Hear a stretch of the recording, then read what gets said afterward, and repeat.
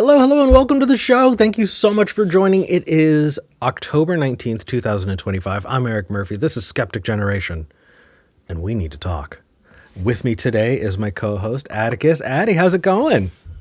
It goes, it goes. It is a lovely, rainy Portland morning, so I'm vibing. It is fall. It is. I'm so happy that it is. I I feel like I've wanted to start this show to talk philosophy, to talk about growing community, to talk about what people believe and why. And it feels like things have just been escalating more and more and more politically, especially living in a town where people in other parts of the world are hearing about Portland, Oregon, where we live. And I'm like, we got to talk about this because yesterday there was a really big deal. Yesterday was the No Kings protest. And oh, go ahead. Oh, I was just saying, like, yeah, it was. I'm involved with the group that put it on, and so we've been planning this for a couple months, and it was great. Do you want to talk about it? I've got some pictures queued Sure. up if you want. Going in, I'm on the steering committee for the local group, one of the local groups that put it on. This was kind of a big all teams event, and we had maybe anticipated 250 people who had RSVP'd, and so we were a little nervous Yeah. having only 250 people RSVP. And I showed up at our step off point, and there were already easily 3,000 people gathered, and more people were pouring in as each second passed. I took the max one or two blocks over, and eventually, I'm pretty sure in our one march into the Tom McCall Waterfront Park, we had maybe 10,000 people just in our one march. There were two marches, and then other people congregated at the Waterfront Park.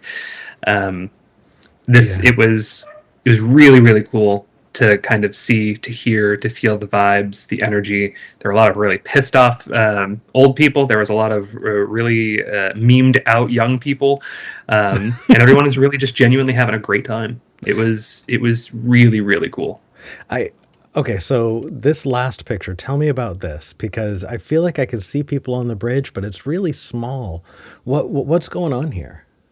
So this is the last little bit of the Grand March. So just the buildings in the background where that glass spire is, Hmm. that's where this all stepped off.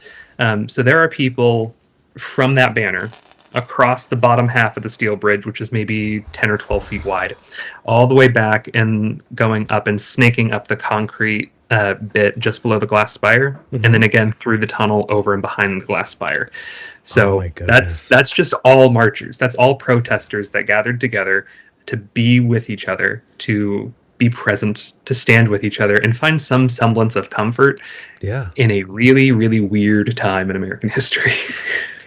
It is. It is. I've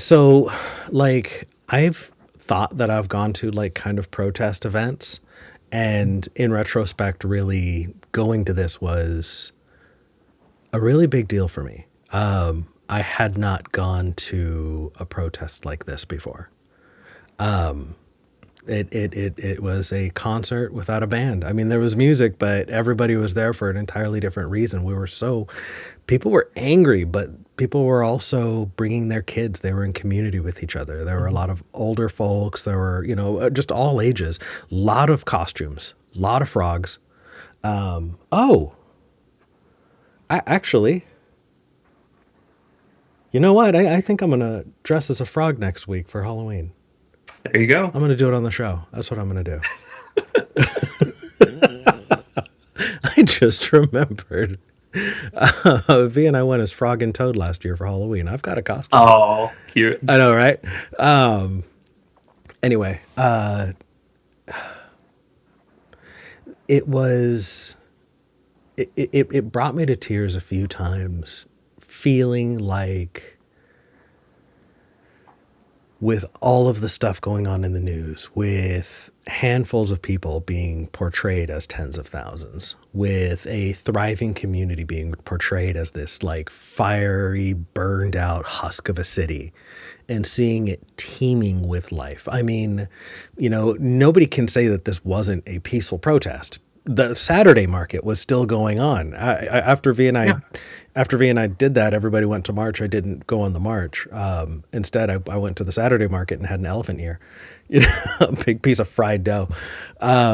It like it was it was necessary. It was necessary to have that kind of feeling of togetherness. But I feel like I've been having a conversation the last couple of weeks about how useful protesting really is. Now I'm talking to somebody who helped organize it, and so I want to ask you. I to be truly cynical about this a little bit. I worry that people are going to think that, yes, protests are so that we can encourage people to vote. And that's about it. And if they vote real hard, then everything's going to get better. And that didn't feel like what was on anybody's minds at this protest. So what Um, was? Like, yeah. what do we walk away from this with, right? The people were protesting in other countries for the No Kings protest. People were all over. They swarmed DC. They swarmed every major city, coming out in droves saying that they're against this. What is the use of this? So the part I played was largely promotional. I run the social media accounts for my local group. I work full time, sometimes 50 hours a week. So I didn't do a whole lot of the planning, but I got the word out. I made quippy messages. I shit posted a little bit. But that's what you do, and you get retweets and reposts, and you do what you can.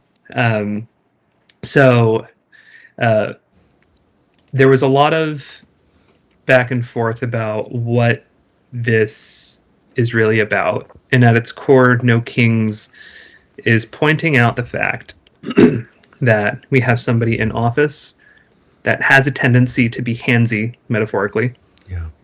and And only literally. metaphorically.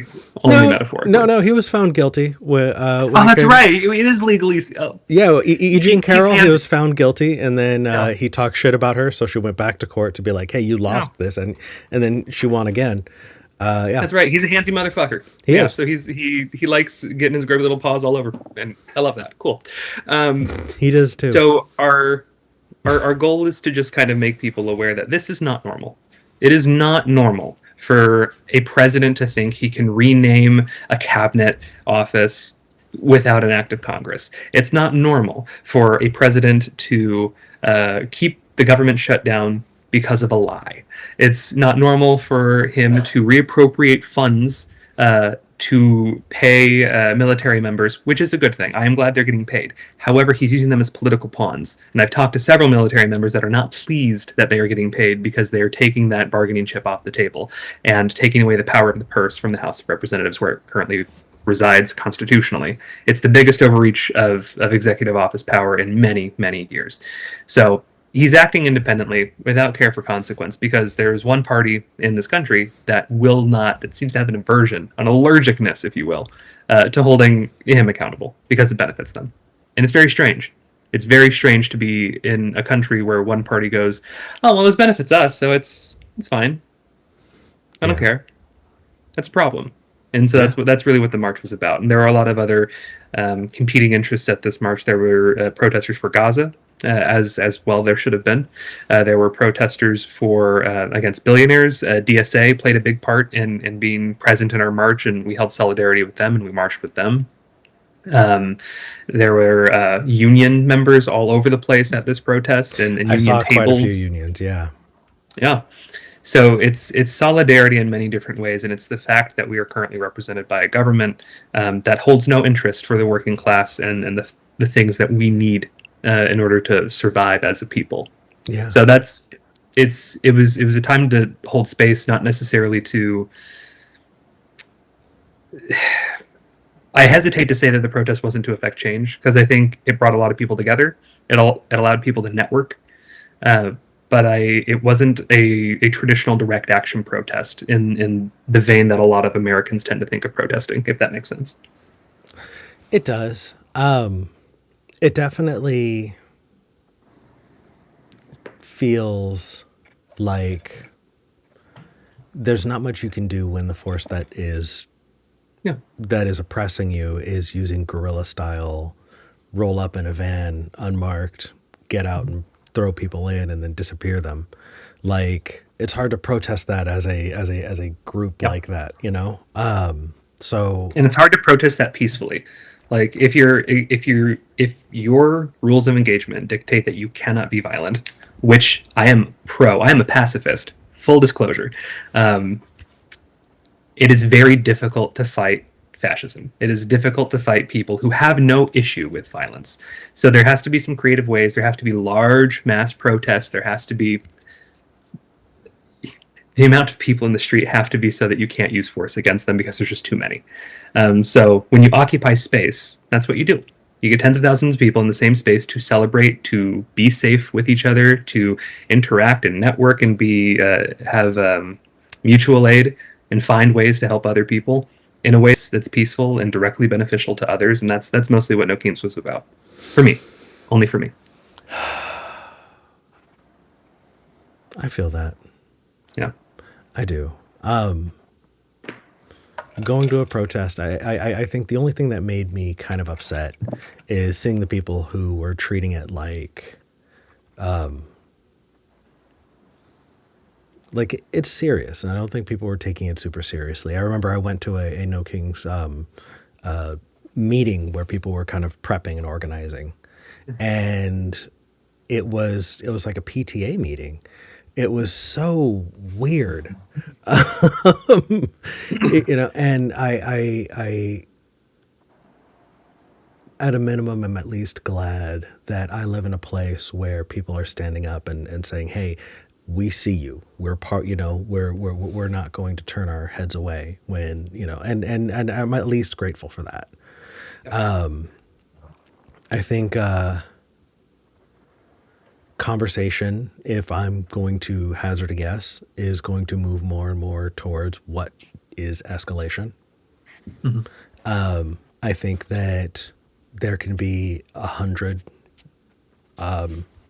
just fine protests, right? Out of 40,000 people, I heard a couple people got pepperballed late last night out in front of the ICE facility. And I'm sure that's going to be, yes, it was a violent protest.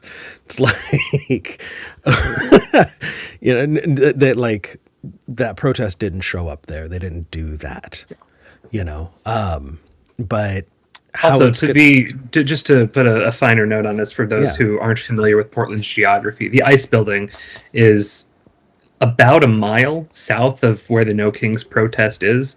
And if you're talking about a mile in a downtown setting, that's a big long distance. There's a lot of people in between the waterfront park and between the ice building. Also, the ice building occupies maybe a quarter of a city block of south of downtown, and these people are keeping vigil because they're stealing our neighbors off the street. So the fact that they're there, I think, is a good thing. Just keeping watch, being present, letting the ICE agents know we can see you. Yeah. You can see what you're doing. I'm at least grateful for that. I Yeah. really am. I worry that that's going to be like, I think worst case scenario, and then we can move on. I think worst case scenario, I'm worried that the left is going to be accused of escalating. And then, even though we're not escalating, responding by going, we're going to de-escalate, and literally being the only side de-escalating. you know That's a really valid concern, in my opinion. I was talking to my mom about it yesterday, actually, and I sent her some photos of the protest, and I said I was really proud to be part of a community that can come together like this, and it makes me feel invigorated to keep fighting. And she said something along the lines of, well, maybe not fighting, but maybe attempting to make change. And I'm like, I get it. I get that a lot of people who are not politically involved or not, they don't really have the stomach, or maybe they don't feel as informed as they should be about the topic, and they just want people to simmer down. That's great. I would love for things to simmer down, but we're not the ones bringing up the temperature. And there's only so much you can ask of people who are getting hit repeatedly. There's only so much you can ask them to do. Um, before you're starting to ask them to just take it. And that's, Yeah. for example, trans people now can't leave the country if their birth certificate doesn't match their passport. Yep. Um, That's and just a thing now. I personally think the next step for that is him just banning trans people from domestic travel. So we'll see. I hope that's not the case. Or international but it travel. does seem like yeah, he's currently banned from international travel. Soon to be domestic travel, in my opinion. I think that's probably the next logical step. But we'll see. It's getting scary. Really And is. they are escalating. They are escalating their attacks on us being able to exist publicly. Yeah. I think that if anything, it also gave me hope that what I've been really frustrated is people saying, "Oh, if we just vote real hard," it's like, okay, so between now and the ballot box, you're just gonna do fucking nothing. Yeah. Yeah. And I saw people show up, and that was really, really nice. And I think that to be against fascism is currently viewed as terrorism. Yeah, that's wild. I don't get that. I mean, my pap fought the fascists. I don't think he's a terrorist. yeah, but I think we've gone too far there. We do have other things to talk about. I do want to put the phone number out there because we want to talk to people about what they believe and why. Or if you went to one of these protests, how did it go for you? Are you seeing use in it? And if you're frustrated, what's going on?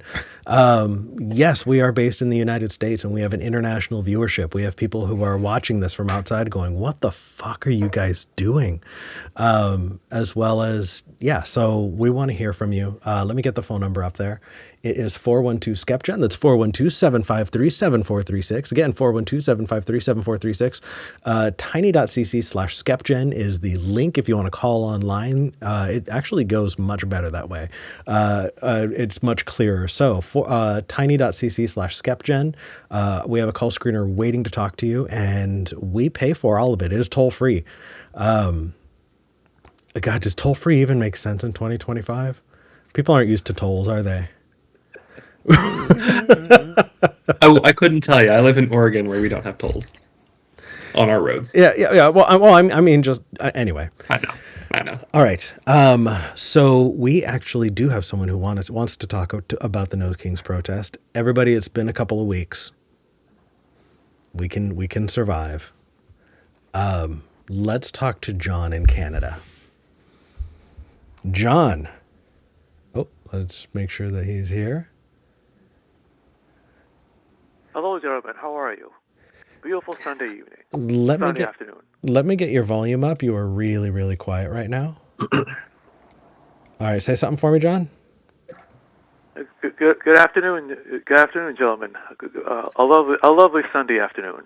Well, I'm also here. I'm also here too, John. It's not just Eric, the gentleman. I'm also here, and I'm not a gentleman. I'm referring to you too. So I want. No, you're not, because I'm not a gentleman. So I want to talk to you about. No, John. I want to talk to you about. John, buddy. What? Hey. So part of a respectful dialogue is showing that you respect the people that you're engaging with. If you're not going to treat my co-host with decency to at least say, hey, I recognize that you are trans, you're not a gentleman, you're just gonna, that's not gonna fly. Hello, Eric. Hello, Atticus. Okay, so let's talk about. Cool. Hi, John. Let's talk about the No Kings movement. Let's talk about your thoughts. What do you think? Okay, I just want to say that, it was a beautiful thing that you and your countrymen exercised your freedom to protest yesterday. But I also want to say that you are completely 100% wrong, because you are protesting against the greatest president you've ever had in your lifetime. I'm really curious about that, and I don't mean to cut you off, but I want to dig into that statement. What metric are you using? Because you can use a lot of different metrics for something as nebulous as the word great. So are you talking about economic performance? Are you talking about people in poverty? Are you talking how do you inform yourself as to how great some president is in their performance? Well, for one thing, Trump has increased our security. But how are you measuring that? Because that's another nebulous term. Are you defining that as threats detected? Has that rate gone down? Like what? I really want to dig in. I want to be sure that I'm understanding what you're saying. I'm saying that he's protected the country by limiting the number of migrants. He's made deals with Putin to make sure the threat is down, and he's also raised the economy. He's great. Well, hold on. There's a couple things. So you said immigration, Putin, and you said the economy. Okay, I want to address those one at a time. So immigration-wise, statistically, and it's been shown time and time again, that legal immigrants to the United States commit crime at a lesser rate than people who have been born here, and undocumented immigrants commit crime at a lesser rate than people who legally immigrate here. So other than the fact of crossing a border without papers, they are not violent. They are less violent than native-born citizens. They commit less crime than native-born citizens. They don't disturb the community, and they produce more economic activity than they take out because they're not eligible for any public benefits. So that's an issue right there. So when you say he's reduced immigration and therefore increased security, there's a stat there that is in conflict with your understanding of the facts. So how does reducing immigration increase security? Just don't let someone walk into your country, cross the border without any documentation, without any questions. Have you right? But that's not a threat. Have you crossed the border into the United States, John? I've been to your country, but I came in legally. I had to go through a border check. Yeah. I had to check. Okay. So at border checks, you do recognize that they ask questions and they check your paperwork, right? Yeah. So letting people cross a border without asking questions or checking paperwork is an accusation that just came out of your face. But you're also recognizing that is a thing that happens. So which is it? Gentlemen, when it was Biden in charge, people were just walking John, in. I asked you a question about how things are in your experience. So why are you talking about, is your name Joe Biden? Are you Joe Biden? What are you talking about? I'm talking about the issues. Okay, so the issue that you brought up is that people are crossing the border into the United States without documentation and not being questioned or talked to. They were. I have a question. Not to interrupt Eric. John, do you think Joe Biden did a decent job at reducing immigration? Joe Biden was a terrible president. It's a yes or no question. Do you think Joe Biden did a good job at reducing immigration? The answer is no. There. Okay, cool. No, that's a really great thing. So do you think Trump in his first term did a great job at reducing immigration? Yes. Okay, so there's a problem there because Joe Biden deported more people than Donald Trump did in Trump's first term. So something tells me that you're not using facts to come to these conclusions. Why is it that Joe Biden can deport more people and be less good on immigration in your eyes? How can those two things exist simultaneously? First of all, I don't believe that Joe Biden deported more people. Okay, well then hold on. Pause. We cannot. No, John, we can't continue. John, we cannot continue. If you do not accept the fact that Joe Biden deported more people, which I think is deplorable, by the way. I don't think undocumented immigrants are a danger to this country, but that's beside the point. Joe Biden factually deported more people than Trump did in his first term. And that is something that was produced. That's information produced by Donald Trump's government. So that's a problem. We cannot continue this conversation if you and I do not operate under the same understanding of factual evidence. So what evidence do you have to disprove Donald Trump's government that Joe Biden deported more people?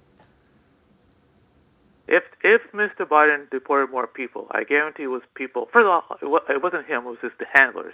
But if he deported more people, it was people that disagree with him or were opposing him somehow. John, you're pulling things out of your ass, buddy. You're saying things without evidence, and I'm not going to let it stand. I'm not going to let it stand. You cannot come onto a talk show and just say things without evidence. I could say, I have a unicorn in my closet, and I'm going to charge $10 to ride the fucking unicorn.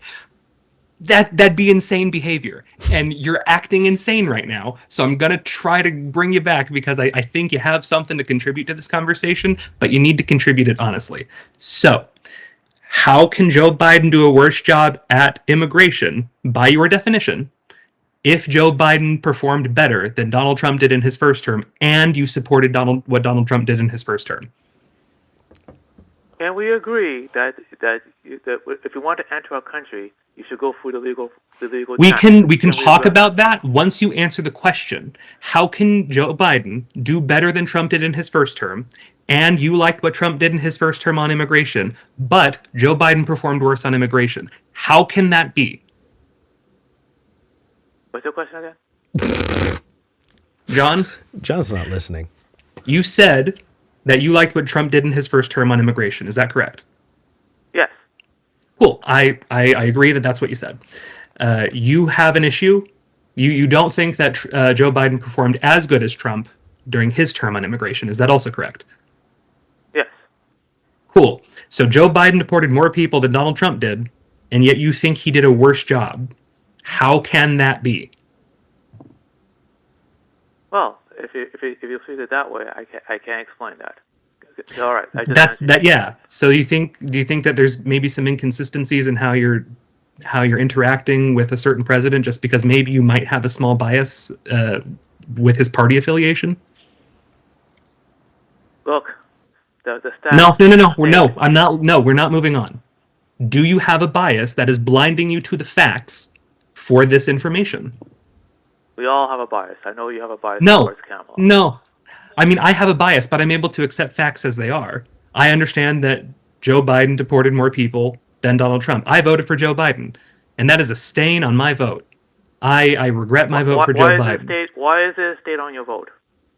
We're not moving on until we can talk about this. Why can't you accept facts as they are? Just because it may make a Democratic president look better. Why do you have trouble accepting that? Are you telling me that Biden did a better job at immigration than Trump? Is that what you're telling me? No, you're telling me that, John. You said that Joe Biden did a better job on immigration than Trump because you said Trump's first term, he did really well on immigration because he deported more people. Then I told you that factually, by Donald Trump's own government, Joe Biden deported more people than Donald Trump did in his first term. So by your own metric, you're saying that Joe Biden did a better job than Donald Trump did in his first term. So why can't you say that with your own words? That Joe Biden did a better job? That's what you want me to say? No, it's what you are saying. Can you acknowledge that that's what you are saying? That you think Joe Biden did a good job on immigration? If that's the only way that this conversation will move forward, then I will concede. But you don't actually believe it. That's the thing. You have the facts. You know the facts. You have your own metrics by which you're measuring success with a president, and you can't even admit that, hey, I was wrong. A Democrat did a good job in the United States by my metric. Can you? Why not? Why can't you just admit that?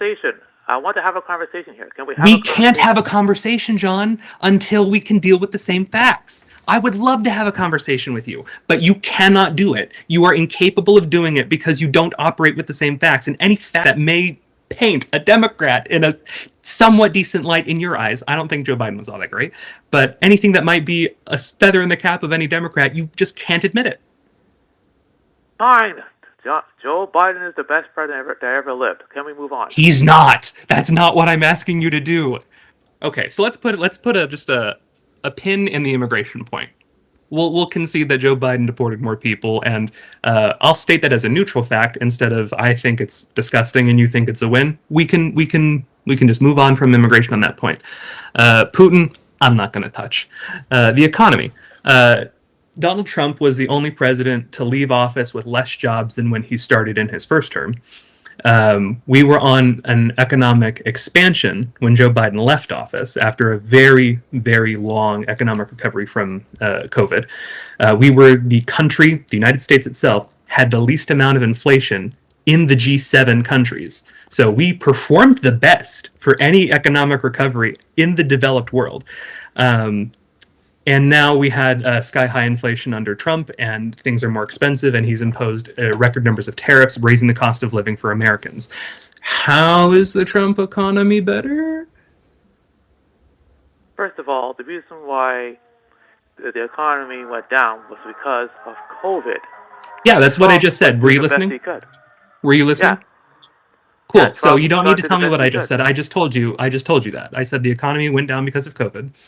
And Yeah. Donald Trump lost more jobs than he created as a result of it. That's just a fact. I'm not gonna not credit him for jobs. That's how we measure every president. It'd be silly to just be like, no, he didn't do so well because of an external issue.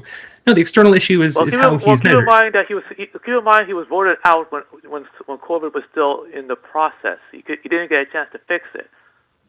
Mm, no, no, Remember? he was Yeah, president he in was. 2020. Yeah, and then that's when Biden was elected. I saw the Yeah. election. So Election took place in I don't 2020. know if you have if you treated with like horse tranquilizer, like the way that Donald Trump had advised, but COVID happened in March 2020. The election happened Yeah, it in did. November 2020, and Joe Biden didn't November. take office until January of 21. So Yeah, Trump had a whole year to manage COVID, and he failed. he was mad. He was dealing with a virus, gentlemen, that was killing people. That was his No, priority. yeah, he was dealing with a virus and then told people to inject bleach into his veins. So how is that handling a deadly respiratory virus? Okay, first of all, the lockdowns were a mistake.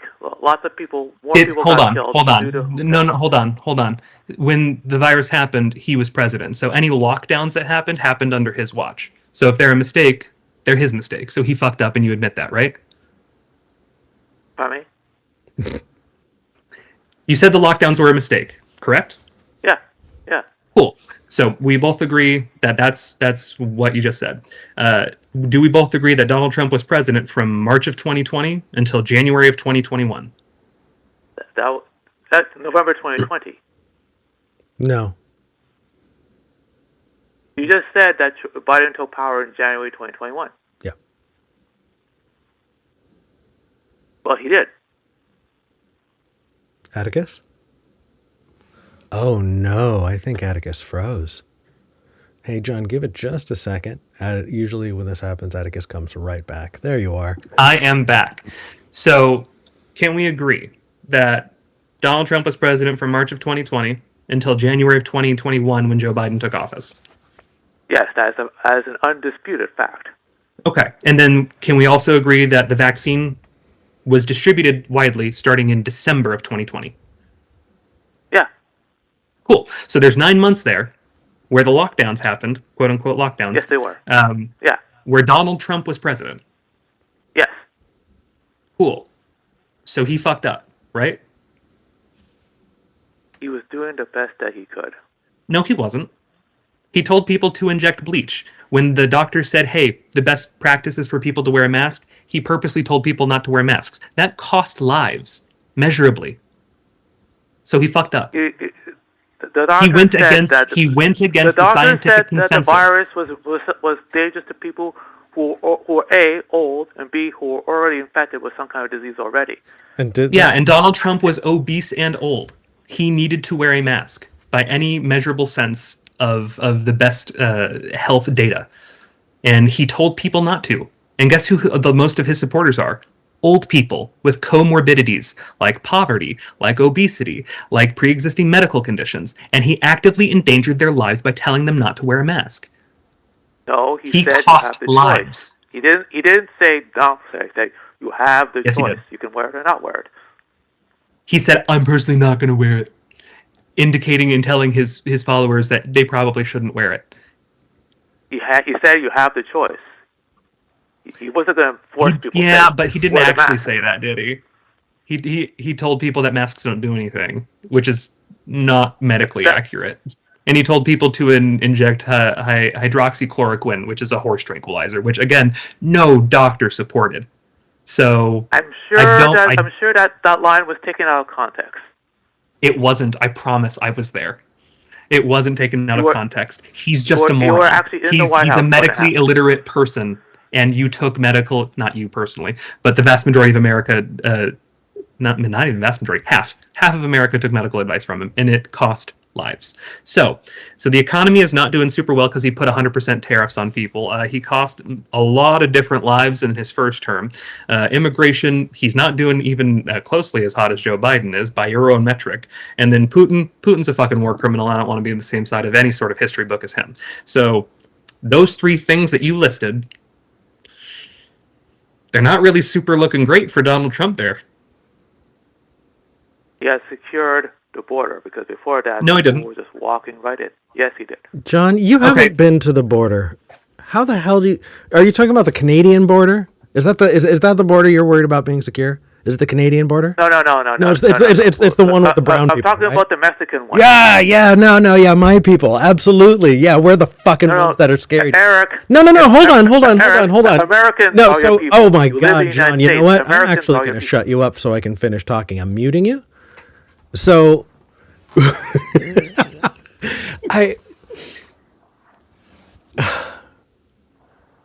securing the border. It's interesting. When you look at what it takes to move to the United States, right? If you want to move here legally, if you want to emigrate, you need to apply. You need to either claim political asylum or you need to go through the process of becoming an American, right? It involves classes. It involves a lot of money. It involves getting a lawyer. It involves so many different steps that can take years and years and years. And there are people who work really, really hard to make that happen, right? There are also people who are here on student visas. There are people here because so they might be the best of the best in their field and they're brought over so that they can, bring their expertise to bear. They can also be here for, slave labor.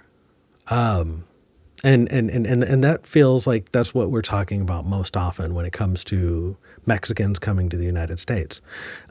We shake our head and we look down at places like Saudi Arabia. It looks like Atticus is frozen again. So Atticus, you're back. Okay. We shake our head at places like Saudi Arabia where people are brought in and then have their identification stuff taken away and are essentially used as slave labor, working under the threat of deportation, working under, really inhumane conditions. And that is the kind of labor that this country was founded on.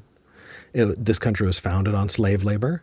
And when you couldn't own slaves, it turned into sharecropping. It turned into a different kind of slavery. And now, really, people are generally okay with the idea of a kind of slave labor when it comes to immigrants, right? Getting Mexicans here who, don't want them here, but they're just going to do the work nobody else wants to do for less money than anybody else is willing to take. And then you just ship them away. The system that we've had in place is absolutely gross. And yes, people do cross illegally, like they do in many, many countries. The fact that the Mexican border and the Canadian border, you're real worried about one, really not worried about the other, is fucking gross. And I really, really hope it sticks with you at night. I really hope some part of you can wake up and feel bad about that. But we'll set that aside. There are structures in place, and it is a huge border that we share with Mexico. And yes, people do sneak across the border. They don't walk. There's nobody waiting on the other side with a hot meal and an apartment for them. It is a life of fear. How do I know that? Because when I lived in California, which I did for many years, I ran after school programs for kids in communities that were largely filled with migrant workers. That is where I grew up. I grew up in the Heritage Valley in Southern California. It is all fields. And I took care of kids in an after school program that was free to the community that was largely immigrant children. And the harrowing lives that these families went through because they were trying to support their children, because they were brought in by farmers so that they can tend to the fields. To treat them as if they just walked across is fucking gross to literally everyone involved. It is gross to the people who work at the border to pretend that they're not doing that they weren't working on immigration, that they weren't getting people through. It's gross to the people who came across so that they can get work, by people who wanted to hire them. It's gross even to the people who do sneak across, because often you're left in human trafficking situations, people spending all of their money to pay coyotes to cross you, in the middle of the night across the desert, often people being left in the desert. Like, it is a harrowing experience. So I really want to be super, super clear here, right? What you said is fucked up for everyone involved. And like, John, I don't know. I'm going to bring you back. But I'm unmuting you. John, you're back. I have two things to say to that. A, if you hate the United States so much, why are you here? And Stop. You're muted. Okay. If you hate the United States so much, why are you here? I think this is a good time. Eric, do you hate the United States? No, I don't. I'm actually pissed off because it's funny. I actually, when I love somebody, I'm hard on them, because when I love somebody, I expect that they can do better. If I don't care about you, I'm just going to walk away from you. But if I really think we can do better. Yeah, that's why I'm disappointed. That's why I'm angry. Yeah. Because I was promised land of the free, home of the brave, and I see a whole lot of cowards that are trying to keep people out because they're scared of anything different. Yeah. So I think Lady Liberty would be disgusted with us. And Liberty, but I'm trying more. Well, Lady Liberty is that exemplar, right? You have that statue that says, "Bring me your tired, bring me your hungry, bring me those yearning, those masses yearning, huddled masses yearning to be free," right? Yeah. This is a country that was founded by immigrants. Yeah. This is, and so, like, you have the immigration piece, and then you also have the principles upon which the United States was built, right? Those principles are of liberty, right? Fraternity, right? Égalité, right? This idea of a brotherhood of man. I mean, it was enshrined in the Constitution, and so to not expect us to live up to the principles upon which we were founded is as un-American as it gets. And so for you to say, if you don't like it so much, why do you leave? Number one, that is not the United States. That is not the way the U.S. was founded, and it is not the principles, and it is not the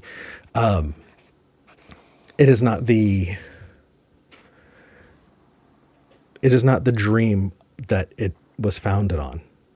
So you are, number one, staking your flag on the idea that xenophobia is at the heart of the United States. If you don't like it here, right?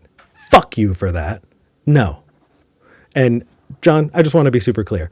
I'm saying that to literally everyone who says what you said. If you can change your mind, you can, as an absolute person, absolutely. But every single person who wants to stake their claim that the United States is is founded on or is somehow fundamentally xenophobic, fuck you. And then why don't you just get out? How do you think? It's my home. Because I live here too. Yeah. How do you think things get better? I mean, seriously, if during the civil rights era, right, people were like, "Oh, but you don't like the way black people are treated, then just leave." It's like, no, these people are Americans, and we should be kind to all people, not just Americans, but like, we need to build those structures. So that's why it's not, if you don't like it, just leave. I don't hate the United States. So I guess I'm unmuting you. John, why do you think I hate the United States? Eric.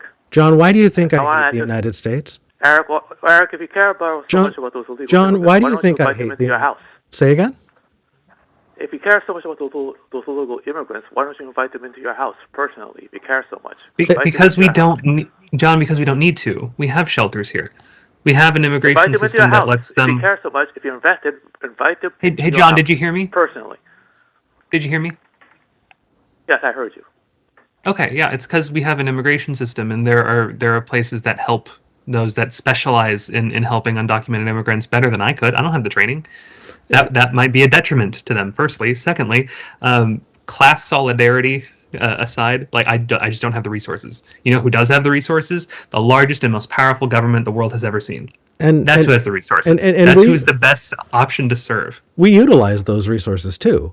Like, John, Yeah. do you think people should have their houses burned down? Like, if your house catches on fire, you think it should just burn down? Or do you think a fire department should show up? The fire department should show up. How come you're not putting people's houses out yourself? That's not the point. Oh, it's not. That's exactly the point. Do you think children should be educated? Do you think children should get an education? Look. Do you think children should get an education? That's an easy yes or no, John. Do you think children should get an education? I'm not answering that question. Then I'm actually going to pop you back on mute. It's funny. You know, it's weird that when you hold, John, and I experience this too, when we hold your feet to the fire, you squirm to try to get out of it from answering in any way, shape, or form, because I think on some level, you understand that your statements are incongruent with how the world actually functions. They are not logically sound. You have one rule for yourself and one rule for your opinions, but as soon as somebody makes a very, very apt comparison to something that you also support, showing the hypocrisy in your thinking, you immediately go, I don't have to answer that question. Right. So yeah, and you've done it multiple times in this conversation, with immigration, with the firefighting thing, with the education. Right. And I just want to be super clear, right? Here's the through line. These are public sources, right? When we're talking about the resources that we want to create for the communities that we live in, those are how we do them, right? We vote, we pay our taxes. We gather together and decide, hey, here's what we want to have available in our communities. And I think that educating kids, I don't have kids. I'm never going to have kids. Atticus, do you have kids? No. You planning on having kids? Potentially, but I'll probably adopt. Okay. I'm still going to happily pay taxes that are going to go to schools. I'm not gaining. And I'll pay taxes in the meantime because, I'm going to need a doctor when I'm 60. And I sure as God hope that they had a good education. True. And I think that having an educated populace, regardless of whether I have kids, is important. So I'm going to pay taxes towards that. So, John, do you think children should be educated? Yes, I do. Why? Properly. Okay. Are you bringing them into your house to educate them? I'm not a teacher. Right. Oh, and I'm not an immigration worker. Neither am I. So that's why. So I'm glad that we understand the same thinking and that we agree that we probably aren't the best people to be personally helping undocumented immigrants. Thank you, John, for agreeing with us. I'm very proud of you. Don't fake me. Now, what I was going to say is this. What's the problem with people coming into the country? First, I want to make something clear. I am the son of immigrants. We came to Canada legally. What is the problem with people coming into your country legally, doing the paperwork and doing what they have to do? Just like your parents did, Eric. Why do you have a problem with that? I have no issue with it. Why? Can I ask why you think we have an issue with it? Yeah, that's a weird thing to ask. That's an assumption. Why do you have that assumption? Because if you're in favor of illegal immigrants just coming right in and being given everything, that means you have a problem with people doing it legally. Okay, hold on. So again, assumptions. Am I okay with people walking right in and being given everything? I just told you that that's not the case, and I told you that's not. It is the case. Okay, it's not. John, yeah, it's not factually incorrect. Absolutely not true. I say this as somebody who grew up and spent over 25 years in Arizona. I lived less than 100 miles away from the border for a year. The rest of the time I was in Phoenix. So factually, having been there, wrong. We can continue. You are factually incorrect, but continue. The United States, like you just said, this country will give us your tired, give us your old, give us your poor.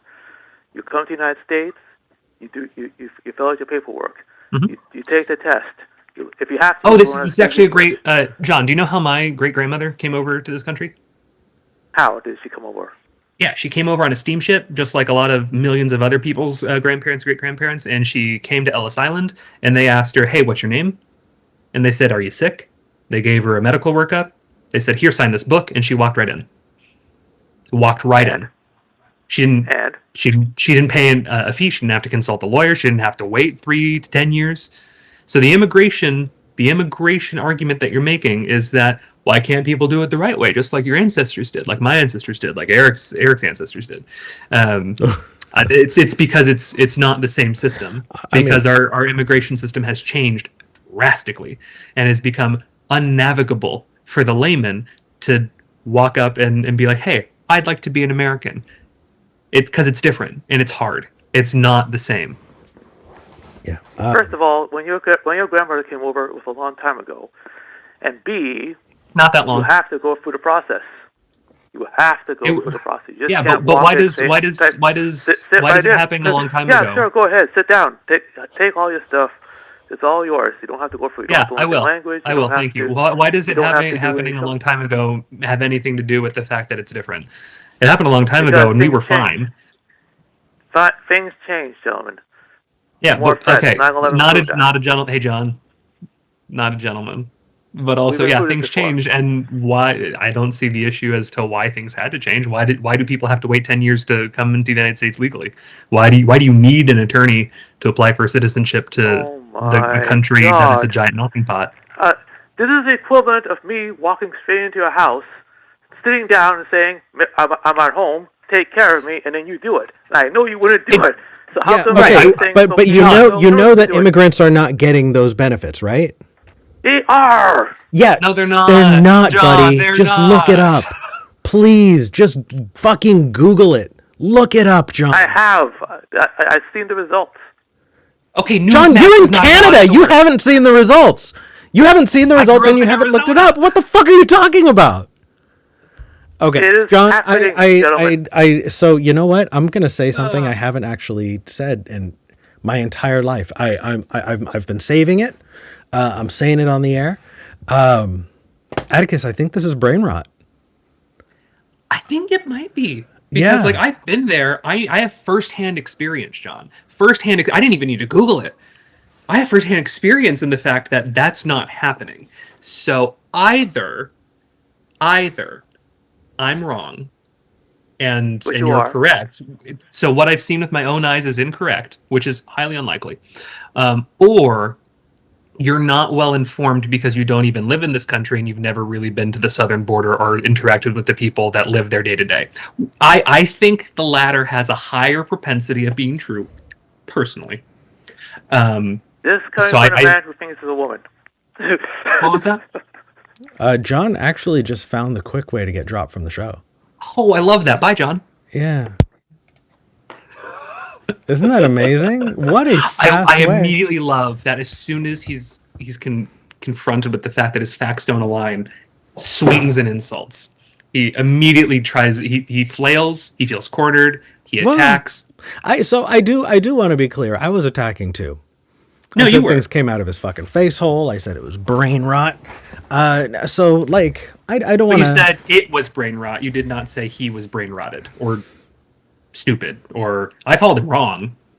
Yeah. I think that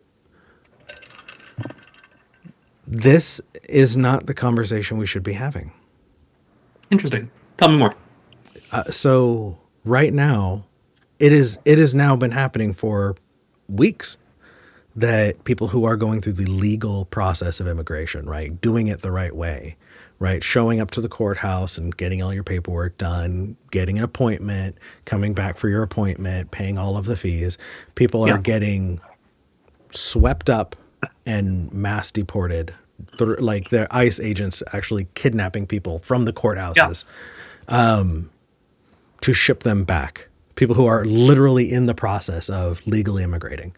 That's a great point. Yeah, legal immigration right now is not even a safe thing. If you are in the process of immigrating to the United States, that is a harrowing idea right now. There is no guarantee that you are going to make it through the process without being forcibly deported. And there is absolutely no guarantee that when you do get deported, you're not going to get dropped off hundreds of miles away from where you know anyone with any kind of resources. The number of times people have been dropped in areas where they don't speak the language with no money and no way to get out is huge, and people are going to be writing their life story about that for the next 40 years.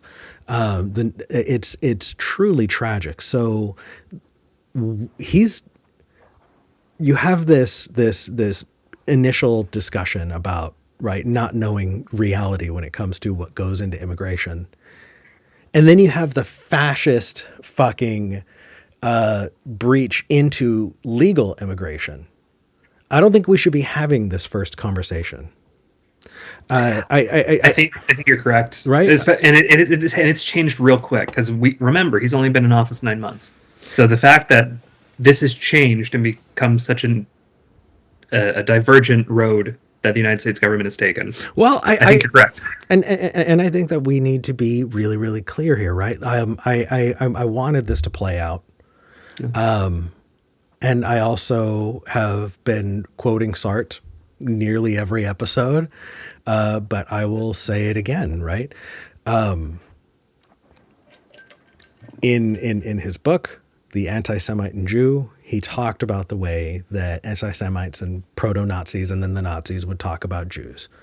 They just wanted to have the conversation. They were just joking around. They wanted to push and fight for reality to become something that you could fight over. That, oh, I don't really know what's going on. There's a reality. They and they don't like that reality, so they're going to lie about it until everyone is confused, right? Mm-hmm. They're going to play with language because the only people that care about the language are the people who are being attacked. It is in their best interests to denigrate subjects over and over again, to lie about them and never move forward. That way anyone watching will get confused. They are going to, oh, I don't know what's really going on. Or, oh, this is an us versus them thing, right? I want to like say that I know this is not comparable, but what pops into my mind is when it comes to my time in the atheist community, I was severely bullied to the point where I wound up leaving and don't keep touch with most people in the atheist community. Other content creators were vile, and I've shut my mouth about it. But whenever people talk about the incredible amount of bullying that was done, if somebody says, oh yeah, that was a beef between Eric and that other person. No, it wasn't. I never fought. That's not both sidesing it, right? But people really like to pretend like it's happening on both sides. The argument that's happening is between fascists and reality, not between us and fascists. And as long as we're sitting there trying to defend reality, they're putting the Overton window somewhere in the middle, and it doesn't belong there. So having that on the show, watching that, I kind of want to challenge everybody who's watching. How useful was that, you guys? Maybe we should put out a poll. How useful is it to see those arguments had? Are we making things better that way? Are we progressing the conversation? And are we making legal, actual, doable avenues towards immigration possible? Or are we instead creating a system that is made to bolster and encourage these xenophobic fascist fucks that are trying to rewrite the history of this country, that are trying to rewrite the founding principles upon which the Declaration of Independence and like was written, right? Like the Declaration of Independence is something that we celebrate, and in that we said that we didn't want kings. You know, we specifically broke from monarchy. Sorry, Atticus, go ahead. Let me get off my soapbox. I think it's worth having the conversation because we saw exactly what you described in real time. As soon as they were confronted, as soon as he didn't get his way, he dehumanized me. Mm-hmm. He called me a thing, and then he started swinging because he wasn't getting his way. And the fact that we have a live example of fascistic thinking, of xenophobic thinking, prime, live in person for an audience to see. I think it's important. And the people who maybe scroll like, oh, this is live, let me watch a hair of it. I think it's good to see public pushback. I think the fact that we have these debates and people can watch it allows them to have some sort of talking point, allows them to have some form and some verbiage to actually interact with these people in person and have a civil, if not heated, discussion with these. I think having the conversation is worth it. But it's not a conversation when you're arguing about facts. Right. It's a conversation when you have a difference of opinion. Mm-hmm. But this isn't about opinion. This is about reality. Yeah. Should you have conversations that are disagreeing with reality? I would love to see a journalist do what you and I just did, frankly. I would love to see a journalist stop all the presses and just drill down on a lie and not let the conversation move forward, because we cannot engage. And you and I talked about this on one of our last shows. Mm-hmm. We cannot continue to have people who refuse to engage in good faith. And we have to address it. Yeah. And so speaking of that, the news isn't doing its job. Right. It's just not. You know, when I was in school, we were taught that the news is the fourth estate. And for people watching out of the United States who are like, what the fuck does that mean? We were taught that there were three major branches of the U.S. government. There was the presidency, House and Congress, and the judiciary. And the fourth estate, that final one, is the people. It is the news. It is accurate reporting. And it is us being aware of and being an active part in the democracy that is ultimately supposed to be supported by those other branches. But those branches are kept in check by the fourth estate.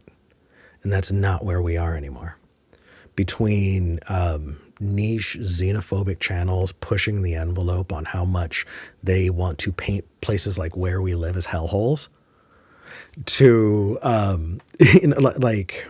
to fucking CNN refusing to play a clip of somebody saying that Donald Trump should have plenary authority, right?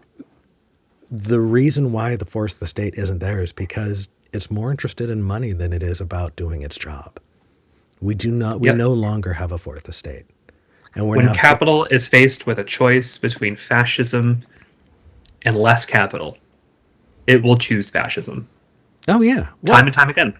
Every time. I mean, like the United States, we talk about democratic principles, but how two-faced is it when we recognize that this country had slaves? Yeah. Like, it was written into the Constitution that people with a certain level of melanin in their body were 3/5 of a person. Actually, that came later. That came later when they tried to do better. Oh yeah, no, the 3/5 compromise. Yeah, it. I believe that wasn't that the second Constitutional Congress. You might be correct. I think so. I'm not well read on the founding of this country because I'm not particularly interested. I could be wrong. But my favorite portion of history is like the 60s to the late 70s. I love that portion of American history. Nice. Because we were so close to doing really cool big things, and then we just suddenly didn't. Yeah. Well, anyway. No worries. The dissolution of the fourth estate. Let's have that conversation. Let's talk about what we should expect in the news, because their job is supposed to be what is keeping the rest in check. The rest are not in check, and people don't know what's going on. They're relying on confusion to be able to continue to spread fascism. I think your expectations should probably be couched depending on what source you're going to. If you're going to any sort of cable news, have very low expectations, because they want views, they want clicks, they want rage bait, they want people to argue, they want, it's both sides. We're going to have both sides of this conversation, and there's just sometimes not both sides to a lot of issues. Well, again, in the argument between reality and not reality, if you both sides it, you're saying that the answer's somewhere in the middle. Mm-hmm. So I advocate that people support independent journalism. I'm a huge fan of ProPublica because they actually do news and not opinion. I think opinion pieces have value. I think they contribute a lot to the general zeitgeist and the national conversation. But opinion is where the majority of people are getting their news, and that's a problem. So the Hannitys of the world, the Greg Gutfelds of the world, I hate to say it, Rachel Maddow, she's my celebrity crush, but a lot of those are commentary and opinion pieces. So you need objective facts, and the best way to do it is just to support local journalism and independent journalism. Yeah, people who if you can. aren't beholden to multi-billion dollar, trillion dollar Yeah. multinational corporations. Speaking of independent journalism, Barry Weiss was installed as the editor-in-chief of CBS News, and she is not an independent journalist. She is bought and paid for by the billionaire class of the tech brothers, tech bros of Silicon Valley, and now she's running a major news organization with zero experience in the actual news division, only experience in the op-ed division. So I think it's very timely that you and I had that conversation. Yeah. So we actually have a geopolitical analyst who lives, I believe, in South America. We haven't talked to Dietzo in a while, and I'm interested in what Dietzo has to say. Let me see here. Dietzo, were you still being call screened? Kind of, yeah. Okay. Then I'm going to pop you back so you can keep getting call screened. Kina, I apologize. I didn't mean to grab Dietzo early. Dietzo, I'm just going to pop you back, and we'll be good. Let me just adjust. What's up? There we go. Okay. Dietzo, you there? Yeah, I'm here. Oh, interesting. My call screening app shows that you're still in the screening room with Kina. Kina, you can grab Dietzo back if you can hear me. I'm not sure. Dietzo, I apologize. We're going to have you in just a second. Dietzo, where are you calling from, by the way? Okay, now Dietzo's getting call screened. Okay, so while we have that, or while we wait on that, yeah, dissolution of the fourth estate. I don't know how we're going to be moving past that, and it's really frustrating. One thing that I was excited to see yesterday, like you said, was all of these different unions. It's interesting seeing how unions are engaging with this. Mm-hmm. This might sound really silly, but I did not know where the term redneck came from. Do you know where the term redneck comes from? I do. Do you want to tell that? Like, for people who are watching who've heard redneck, you usually think about someone who is self-identified lower class, white trash kind of, people, but it has a very specific background. So my understanding, and it's been a while since I've read on this, redneck as a term started during a lot of miner strikes. So when the miners were protesting for better working conditions or shorter hours or higher wages, they showed solidarity with each other by letting the big bosses know, hey, this conversation is happening in the mines right now. They would wear red bandanas, and so around their neck, rednecks. And so because a lot of mining country has been decimated in the last 50 years of this country, a lot of the rednecks of the United States are in poor rural areas, because that's where most of the jobs in those areas were. They were in the mines. That's my understanding of the origin of the word redneck. Right. And so to see people whose fathers and grandfathers fought in unions to secure the well-being of future generations, to see them being anti-union, calling yourself a redneck and then being anti-union, feels ridiculous. I didn't find out till I was an adult that real rednecks don't trust the cops. They really don't. But people who do have moved far away from their roots.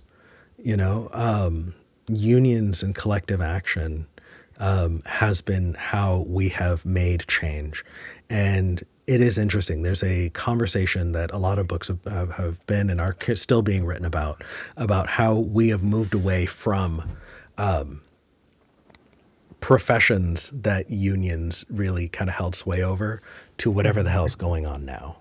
Right? It used to be that you worked in a factory and you worked on a certain machine for 10 years. You became the specialist in that machine. Nobody knew like you did how it was going to act up, how to do things exactly right. You had a value that was inseparable You know, if you left, the company was not going to be able to function because you had a pivotal role. So when people walked away, those roles were unable to be done. You're not going to hire a scab to work a giant machine that they have no idea what to do with. We don't have that so much anymore. And so what you need is a stronger amount of solidarity. You actually need to have people, because now we have generalists, now we have keyboard warriors, now we have more people working in marketing and in graphic design, which is awesome. But we have more people who are doing jobs that make them replaceable. And that's on purpose. Unions are less strong when that is the case. You can walk out and they can just immediately replace you. So seeing that these unions are getting involved, that they're getting re-energized, that new people are finding their way in, is really, really promising. I'm going to be really, really excited moving forward to see how that shifts things. But I think we have Ditso who is ready. And in Costa Rica, Ditso, now that you are fully screened, Kina, sorry about that, you are live on the show. How's it going, Ditso? Pura vida, pura vida. Saludos, saludos. ¿Cómo está, amigo? Coño, no tan bien como vos. Te pareces un billete de $1,000. I can barely hear you. Hold on just a second. All right, can you hear me good? Yeah, give me just a sec. I've got the settings all weird because our last caller was really, really quiet. Okay. So, Okay. What did you want to talk about? Well, in line of what you were talking about, I've been working, you and I have spoken before a few times. It's just that I'm always busy and not being able to be much online. But, you were saying something that's extremely interesting in that sense. I've learned that politics is the window of opportunity, cynicism, and information. One has to learn that you're playing with people that have interests, be it economic, social, political, etc., power. So, in my case, when I have fought for, the things I fought in my country, Costa Rica, I learned quickly that you gotta smell the blood and be like a shark. If you don't, somebody else is going to do it to you. If you smell the blood, you got to be like a shark, and if you don't, someone else is going to do that to you. I talk to me more about that. I want some context. So, for example, we have the project of cannabis, medicinal cannabis, in Congress, and I had sufficient votes to pass it through. But the votes against me did everything and anything possible to destroy that, attacking me personally, etc., etc., etc. So what I did is what I had to be done. I inverted the script. So what I did is I attacked them personally. But what I did is beforehand, I got enough information to know who was corrupt, who was doing things that were doing bad, and put it on the table. You want your whole lot destroyed, or you want to back off and let this pass for the country? It's your choice. That type of action. Sometimes you have to do it. Sometimes, because if you don't, they're going to do it to you. So, politics is something that the activity in politics is something that you can't approach with naivety. If you do, you're dead. Simple as that. You cannot approach politics with naivety, and if you do, it's not going to work. I think that is an issue that a lot of Americans don't want to face. That's an issue a lot of Americans don't want to think about, specifically people on the left. People on the left want to pretend like if you do the rain dance just right and you vote, everything's going to be better. That if you live a perfect life and then you have every right to live this amazing future. And I think that we are seeing that there's an uneven system here, right? There's one group of people who have been at war for decades, and they don't mind getting in the mud. And then you have other people who, I mean, so how much did you pay attention to the Biden administration, Dietzel? A lot. I'm pretty familiar from hell. I can have a conversation from FDR onwards, even before.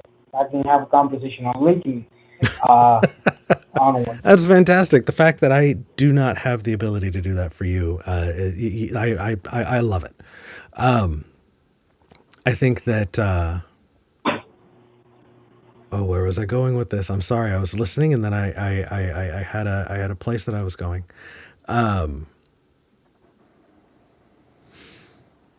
You asked me how aware was I of the Biden administration. I responded, Yes, I can talk from Lincoln onwards. You're right. even before. So I think that what you have is this ethos on the left, right? The liberal side, the Democrat side, that we need to, right, just be real super nice, and then everyone's going to be super nice back. As soon as Biden got elected president, what was the first thing he said? Now is a time for healing. Now is a time for us not to take sides. Now is a time for us to come together as Americans. The problem is that there are a lot of insurrectionists. There are a lot of people who wanted to see the downfall of the government who weren't taken care of yet. It was not the time for healing. The time for healing is when the house is not on fire anymore. And I feel like too many people act like, when Biden was elected president, everything just got better all of a sudden. Atticus, I actually wanted to know your opinion on that, because I think we probably have different takes.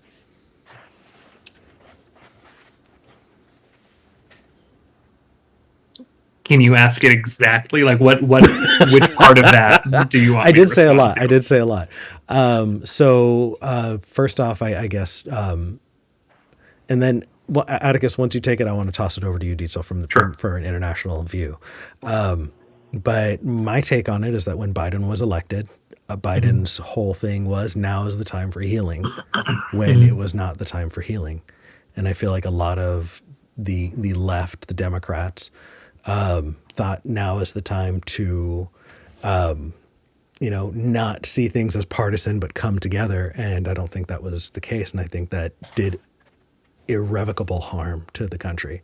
What do you think? Do you think people, if they turn their swords to plowshares hard enough, then maybe everyone else will too? I think that there are leaders who are suited to unification, but are not very well suited for accountability. And you have the Neville Chamberlains of the world are that brand of politician. They're really good at talking about unification and being civil and wanting order and let's break bread. We can overcome.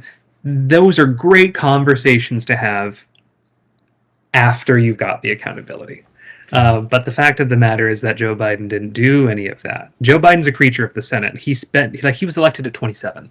The man became an adult, became a man in the Senate. He became an old man in the Senate. So my direct answer to that is, I think it's a generational thing. I think there are people who are older who don't like the division, who want to go back to the way things were, and there are people who were brought up in this and need to see accountability in order to move forward. And so there's a really big friction with that kind of thing. Well, really quick before we move over to Dietzel, Word Eater in the live chat, your opinion is one that I want on the air. Call in. Dietzel, what's your take internationally? Is that kind of what you saw, or am I off mark? Okay. I've been hearing attentively, so I'm going to say this in a very straightforward manner. Okay. Let's cut the crap. Because we, as people who are active in politics, have to recognize that we are walking the road of the last 200, 250 years here in the Western Hemisphere, if not the last 500 and some odd years, particularly in the sense of what it means to be free, what it means to be sovereign, what it means to have societies where interests meet greed and other habitual ways of the humanity. Um, so let's cut the crap. For example, in the United States, let's put a brand. There's no such thing as leftism compared to what leftism did in Latin America, Cuba, Nicaragua, Venezuela, Oh yeah. so on, in the different areas. Leftism in the United States in the last 200 years, and particularly in the last 80, in the last in the war, at the end of the war, has been pretty much non-existent in the United States. Sure, you have people who are inclined to the left. Another thing is, a criticism that can hit hard to U.S.-based people is that the politics in the United States is like your imperial measuring system, outdated and infantile to continue with it, because it shows how stubborn your country is in the lack of political savviness in every single way. I'm sorry to say this, but the majority of the United States, no matter if they're Republican or Democrat, they're pretty much ignorant in the historical, sociological realities of what politics are, what the republic do, how they function. I've even seen it. Yes, but also I think we need to kind of shrink our expectations a bit. Have you seen the state of cryptocurrency? We created a new money just so that we can reinvent every crime that's ever been around since the beginning of money. Like, if we haven't learned those lessons and we're still getting scammed out of cryptocurrency, do you really expect people to be politically savvy? I mean, if we live in a system where people are not politically savvy, what do we expect? How should we move forward with that? Like, I'm not disagreeing with you. I'm just saying that, like, we're not just stupid in that way. We're stupid in lots of fronts.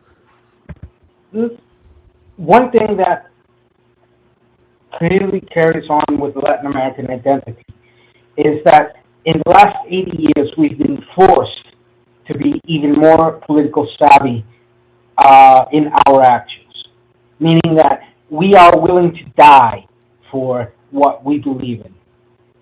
And some of us, like myself, who do not believe in anything, are willing to die because it is the right thing to do. And I've been shot at twice. My political activism has brought, the reality of that crashing into me. I'm 44 years old. Back when I was about 20, 25, between my ages of 20 and 30, those were the two attempts against my life. So you're forced to obtain that savviness. It's what's interesting now. I do want to make sure that I'm underscoring this, Dietzel. You're currently speaking to two people who I don't think the feds would mind fucking with in an occupied city. So we need to tread carefully on this. Okay. I think that is a reality that a lot of people are having to come to terms with. And I know that I'm very sarcastic. Sorry to interrupt you, but something that it's important to mention. It's not like your country has not had to force that savviness. Fact of the matter is, within 90 years of your country becoming a country, you went into civil war and pretty much killed the whole thing in the 1160s or 1860s. Then your country pretty much set up an apartheid state for 100 years, which inspired the South African apartheid state. The inspiration for what happened in South Africa is United States made. And not only that, but after those 100 years, you had a whole series of social and civic movements that had to adapt real quickly into that necessary savviness of evolving and achieving the goals in politics. One thing that really pisses off the MAGA, for example, or many in the MAGA side, is the fact of the civil rights, because they see that as an insult to what should have continued. However, that insult is also a reminder that they are part of a losing heritage. The heritage that emanates from the Confederate States, the losing side that emanates from this masquerade of slashing, quote unquote, conservative, and now today, Make America Great Again, this rebirth of the social nationalism that MAGA represents. Well, I think that part of it is because they were never held accountable, not the way that they should have been. And I think that is a fundamental failing on the United States' part. Dietzel, have you ever heard of the Order of the Golden Dawn? Yes. You have? Okay. Mm-hmm. So then, everybody watching, this might not be a history that you know about, but after the Civil War, because people were not held accountable, because everybody jumped into saying, oh, yes, this is a time for healing. Atticus is having connection issues, but she'll come back. Oh, there you are. Sorry, guys. No, that's okay. I'm right next to the Wi-Fi router, so I have no idea what's happening. You know what? It's live. It's live. It happens. Okay. Right, because everybody was quick to say, "Oh yes, no, we're all Americans now," right? There was not enough accountability, and when that happened, people went, "Hey, I still want slavery, and I'm not getting slavery here," and so groups of Americans would go into South America to try to destabilize their governments, to create their own slave country, slave state. Because they weren't getting what they wanted here, right? The United States did not do enough to stop private American citizens from creating their own wars on Central and South America. And it happened over and over. That was before the Civil War. We're talking about the major point where that happened, coming from the Vanderbilts and the influence of the Golden Dawn. Pre-Golden Dawn era. Yeah. It was an infamous. Go ahead. Yeah, the Golden Order era in that sense. It was the infamous William Walker, who went down to Mexico, fought the Mexicans, set up his Republic of Sonora for a few months. He got his ass handed by the Mexicans. He went to complain to the United States, saying, I'm a U.S. citizen, they attacked me, but then it was discovered that, no, wait, you went and invaded a foreign territory. Yep. But then he was forgiven by the courts. Then he came back, took opportunity of the Nicaragua Civil War. He became president of Nicaragua. William Walker, a U.S. citizen born in Tennessee, becoming president of a foreign nation. Right. Then he came to my country, and we kicked his. We killed him. Well, not killed him. We killed his people. He ran away, and then he tried it in Honduras. He got defeated again, and then he got captured by the British. When the British turned around and he said, "I'm a U.S. citizen," we don't give a damn bleeding hell who the hell you are. He delivered them back to Honduras, and we executed him there. And he was considered a hero for the South of the United States. Yep. And our message to the South of the state is, F your Southern heritage, because you came to us for war. Only lost. Right.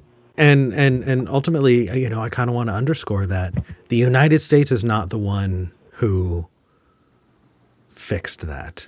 Honduras did. Right. And it happened over and over again. Right. And there were failures, but then eventually the CIA did it and they won. They did do that. Oh, yeah. Across the board. Yeah. We can talk about those, but the reason that I'm bringing this up is because you have people who truly had vile intentions for themselves and their country. and nothing was done about it. You know, I have somebody in the live chat going, "Oh, so what? You want to be like Trump?" Fuck no. But look what they did. Look what they did in Germany. Right? There's a difference between attacking your political opponents because they present a roadblock to you and attacking your political opponents because they broke the fucking law. And by attacking, you know, the big piece here is, right, like the reason why you don't raise your right hand in a specific way in Germany without getting arrested is because ever since childhood, you have two generations of adults in Germany who were told, hey, you have a dark history here, and this dark history should never be repeated. Mm-hmm. And the people here did something incredibly wrong. And like that was drilled in. And here in the United States, in the South, they're not told, hey, what you did, what happened here was incredibly wrong. It was turned into a point of pride. Mm-hmm. You know, statues were put up to commemorate the people who fought against the United States during that war. We never learned that lesson. And I fear that if we do vote real hard and it really does work, that the first thing that's going to come out of a politician's mouth is going to be, now is the time for healing. You know what's interesting in this sense? Internally, I can quote many times where the errors, in the internal errors of different countries in Latin America, giving the example of Pinochet doing the coup against Allende,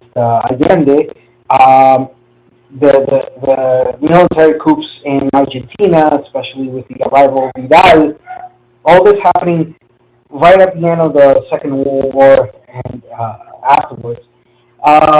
You know, the situation with the criticism one can elevate towards Fidel Castro, that, you know, he did deliberate against Bautista, but then he became the dictator for 60-some years, or somewhat like that, in that sense. But one thing that we have learned in Latin America is that people who do the wrong thing, they must pay for it. And we learn because not only it has been part of our history, but look at what we did against the Nazis. And the Yazis, and to be the Nuremberg trials, the Tokyo trials. Yeah. And that was the leadership, but the Nazis themselves, most of them went home. But that wasn't the end of it. Their children had a new lesson to learn, and their grandchildren had a new lesson to learn.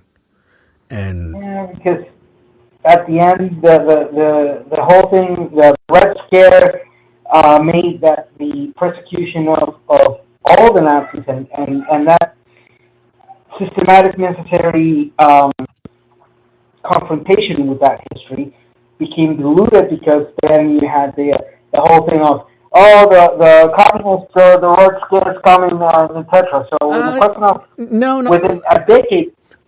So I want to push against that. I'm sorry if people are watching are starting to lose the thread, but we are comparing post-World War Germany with how things were reconstructed.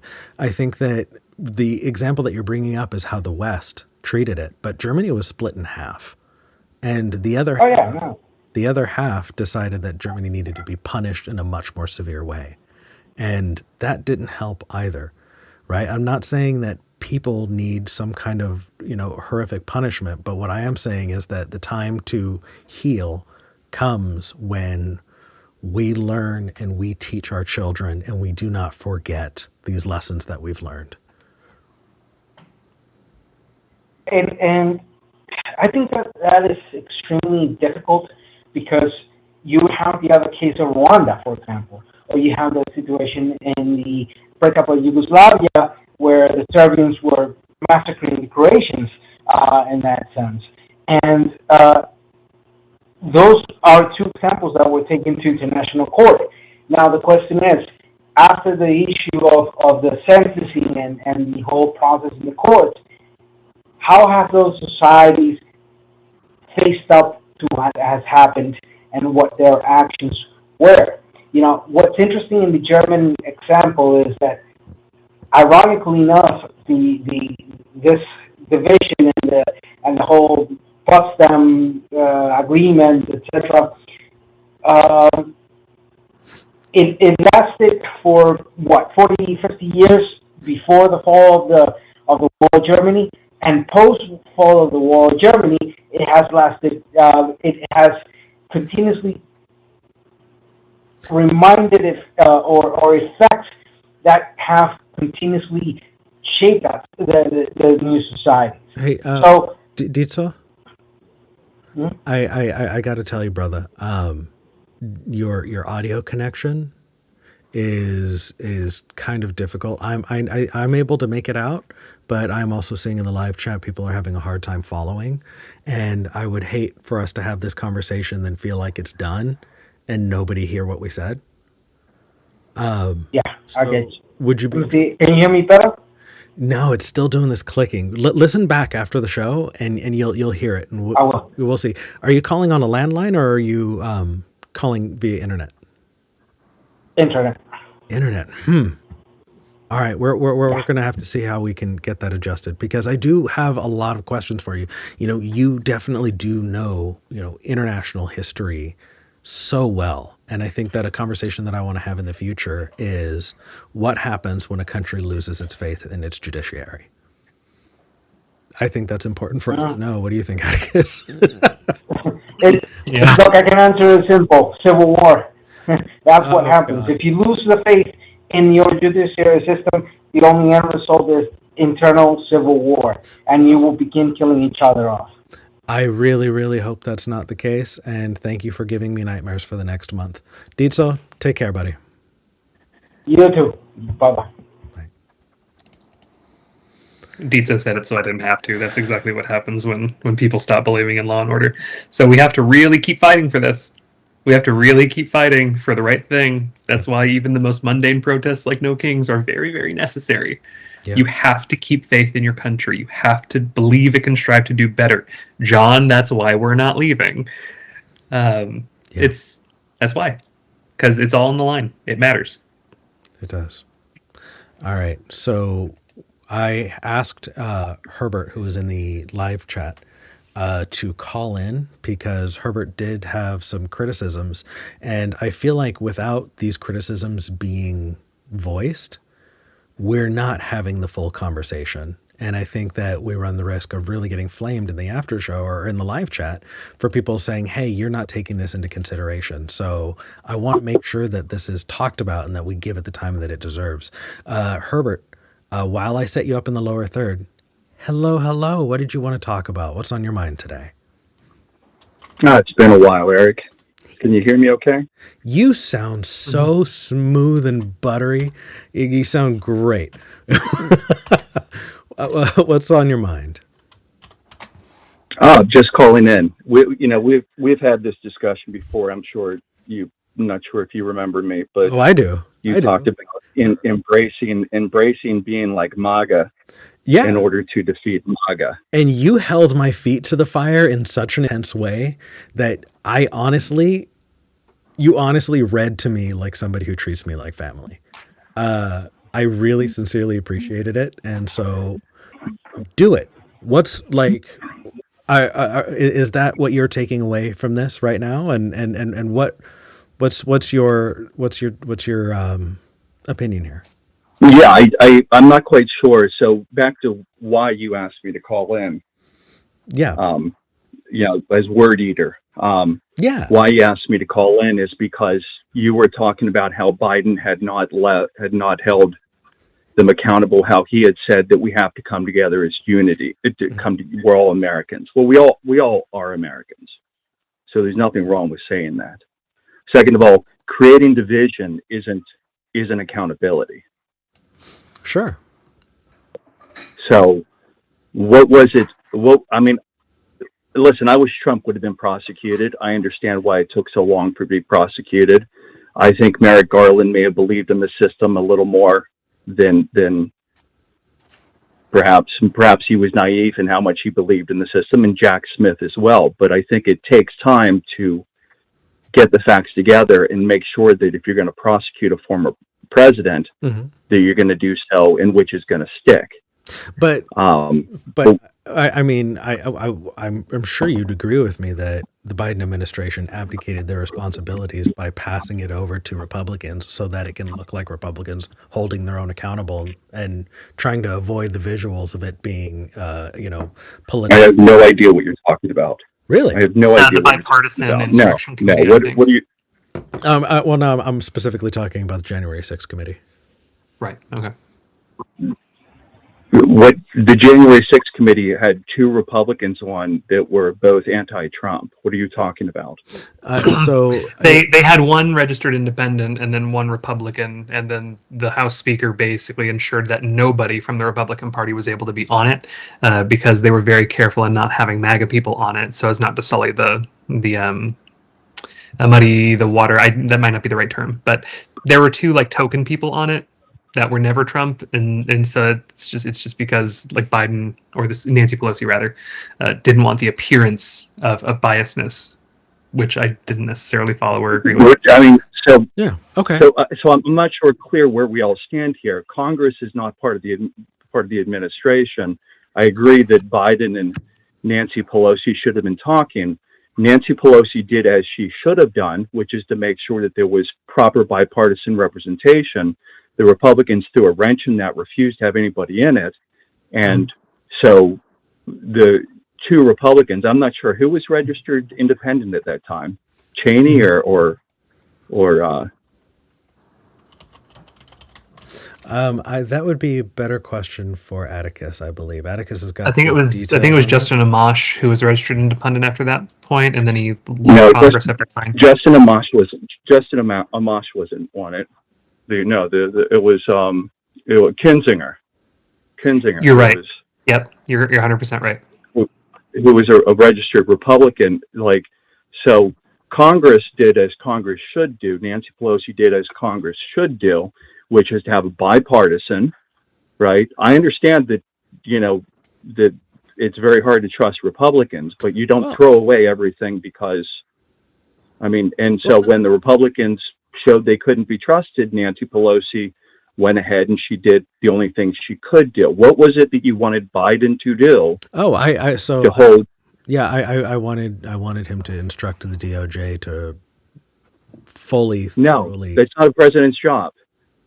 No, a president does not interfere. A president does not interfere with DOJ. DOJ rules on the law. DOJ followed up.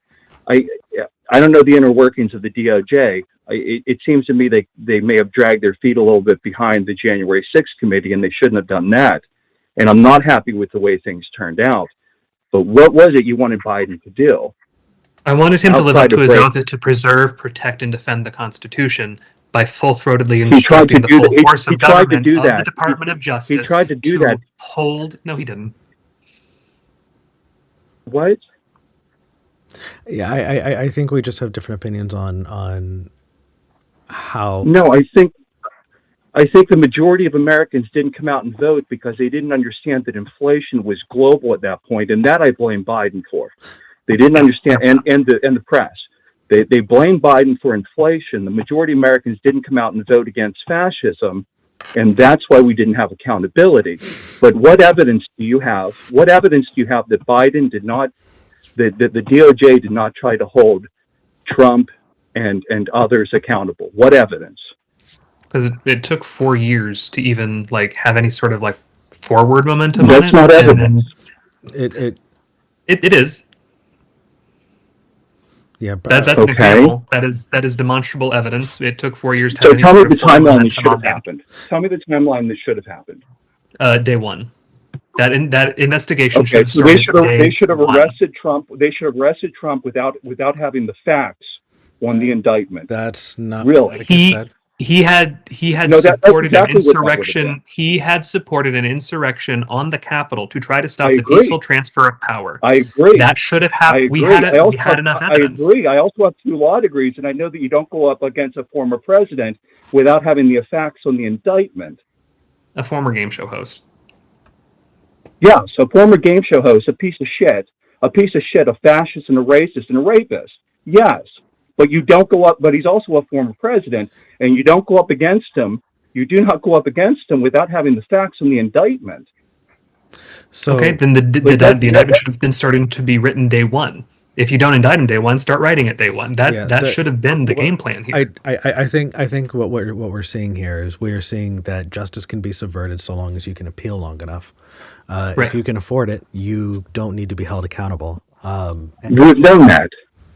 Yeah, we've known that. But the problem, I feel like a lot of Americans Trump was not held accountable is because the majority of Americans did not show up and vote. That's why. No, I feel like a lot of Americans didn't know that though. I feel like a lot of Americans just don't know a lot lot about how the justice system works. So like I understand it and I may not agree with it.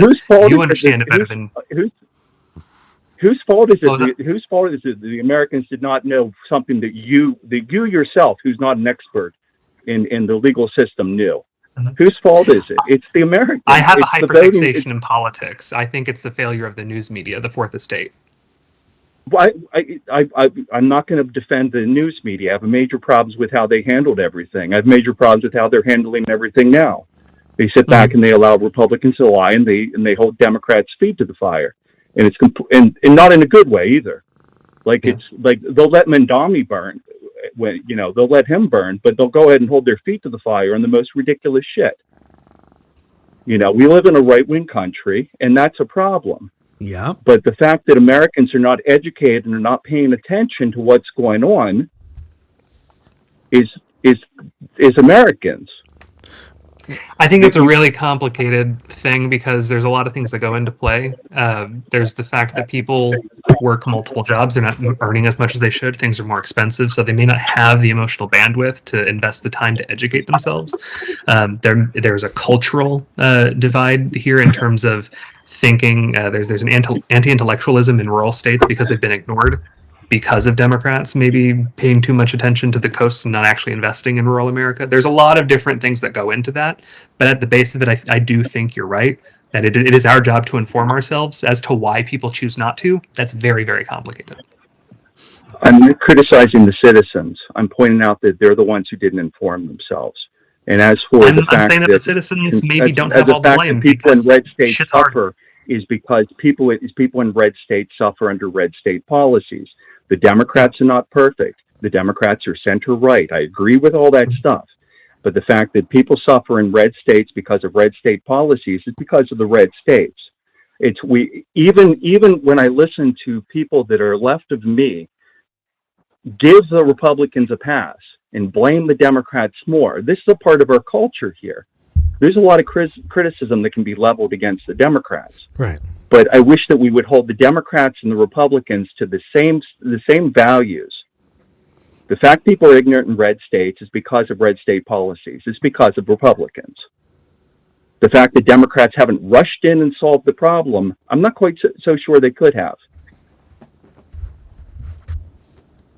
I think you're right. I think trying to win in a red state is difficult in the best of circumstances. It's extremely difficult. I have some issues that you laid out. And maybe this isn't how you're meaning it to come off, but this is how I'm understanding it, so you can correct me if I'm wrong. I have some hesitancy with blaming red state voters for their own suffering when it's the failure of the politicians who only have an interest in padding their own pocket. Okay. So I'm not blaming as in, hey, it's your fault. I'm blaming as in, hey, that's the problem. Sure. Okay. The finding the fault and finding the solutions is a difficult thing, even among those that are extremely clued in and are paying attention. But the first solution is to, without judgment, because I don't like judgment. I think judgment is bullshit. Without judgment, the judgment in the terms of you're evil. I don't believe in that. I'm an agnostic. Right. But judgment in the terms of, identifying the problem. First, we have to identify the problem. We have an extremely uneducated, extremely ill-informed electorate. Mm-hmm. Mm-hmm. And we all could do better to be better informed. Okay. So I want to tie this back into the conversation because the reason I asked you to call is you had left a comment saying, Eric, are you saying the Democrats should have been like Trump? Do you fight fascism with more fascism? Is it just the wrong people are doing the fascism? Is that like your view on that? Or is that your view that you think that I'm taking? Sorry, I'm trying to accurately say that. Yes, I think that's the view that you've taken quite a few times, where you think if we just take control, things will get better. And it doesn't work that way. It's not if people follow what I consider myself extremely right, but me going around and telling everybody what to do wouldn't make things better. Herbert, I want to correct that then, because if that's okay, if that's what I have, then I need to make sure that I'm correct. Correct myself. So I don't think that Democrats need to be fascistic. And I don't think that fascistic response is how you accurately fight fascism. I do, however, think that when a Democrat is in charge, when a Democrat is in the president's seat, those people who normally get energized for, speaking up, right, become complacent. They become complacent and they think we've won and they think that there's nothing left to do. A big piece of this is the apathy of the citizenship here. And I think the apathy of the way that that the justice system went through with prosecuting the January 6th is extremely upsetting. It instead has completely destroyed my confidence in the judiciary. And it's just gotten worse from there. I am really, really scared about it. In fact, I think my dreams have changed from these administration people, seeing the inside of a courthouse. Now my dreams are them being seen by the international court, the ICC, because I don't have the confidence in the United States to accurately handle that. What I get really frustrated with when I voice this opinion, it's because I don't want complacency with people I'm supposed to be agreeing with.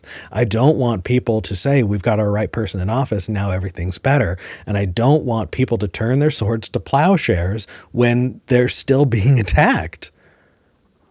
Right? I agree with you. And I mean, I agree with you. And so, I've seen the apathy myself, although I do not experience it. I sat and screamed at the television and tried to explain to friends what was going on in the fear that I saw rising up, and explaining Trump might get reelected again. I've been screaming. I screamed this since 2021, 2022. I think that I think that we're here because a lot of really, really right-wing, folks made a plan that lasted through Republican presidents and through Democrat presidents.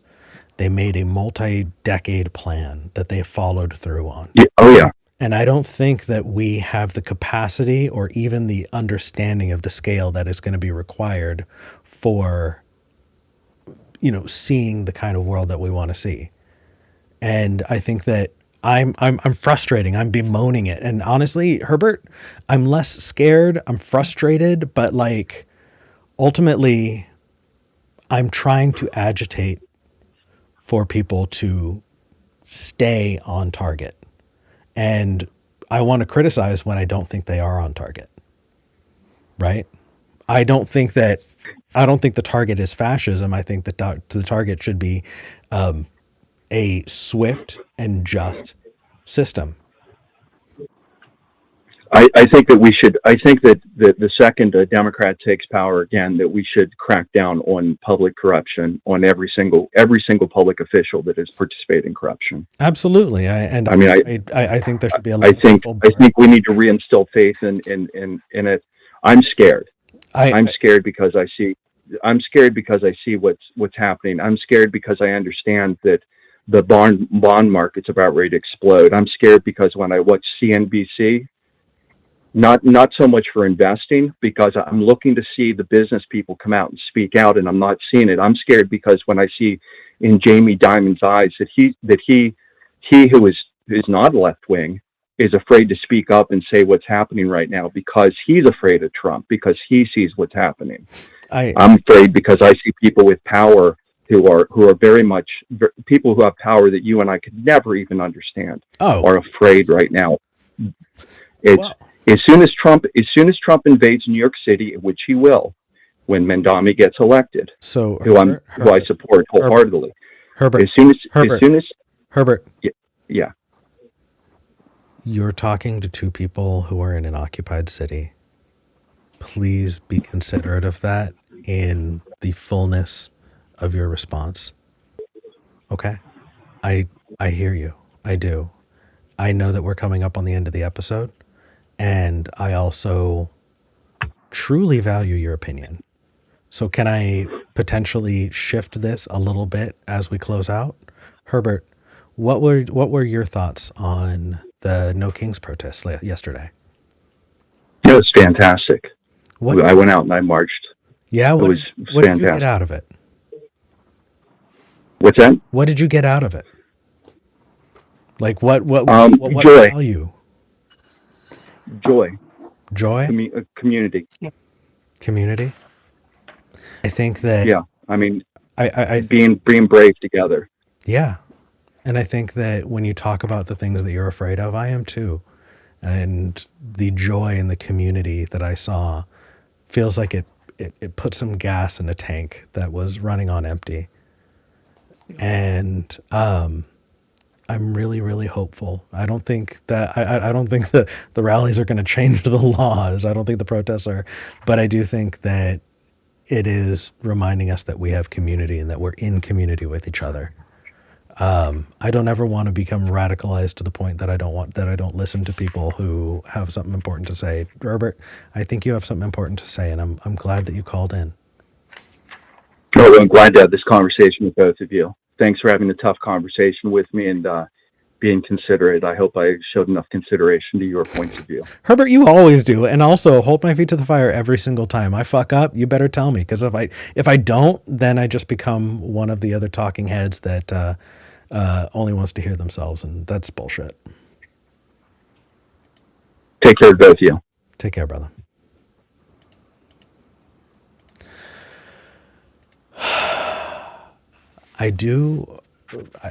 Let's be clear.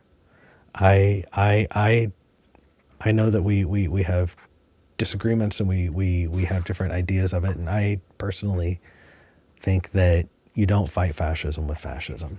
You know, there's a conversation that's been in the Black liberation community for a very long time, and that is that you don't break down the master's house, you don't destroy the master's house using the master's tools. We live in a system right now that is ripe for fascistic use, and fascism isn't what's going to fix it. So if I've given the thought that is the case, or that, you know, like I just want to be very, very clear, that's not the case. In that way, I am a pacifist as well. But Atticus, what are your thoughts?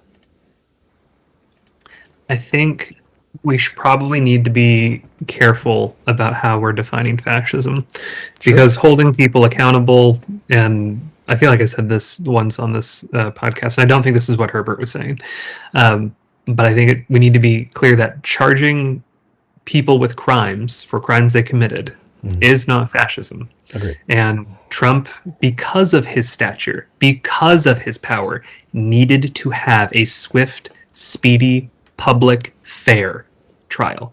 And it needed to happen probably before the midterms. It needed to happen fast, and not because we wanted to get in, get out. Like we didn't want to do the deed dirty. We needed to hold him accountable because of his power, because of his stature, and we need to do it fairly. And we need to do that for the people and for the world stage. Yeah, absolutely. And his followers need to be able to see that it's a fair and speedy trial.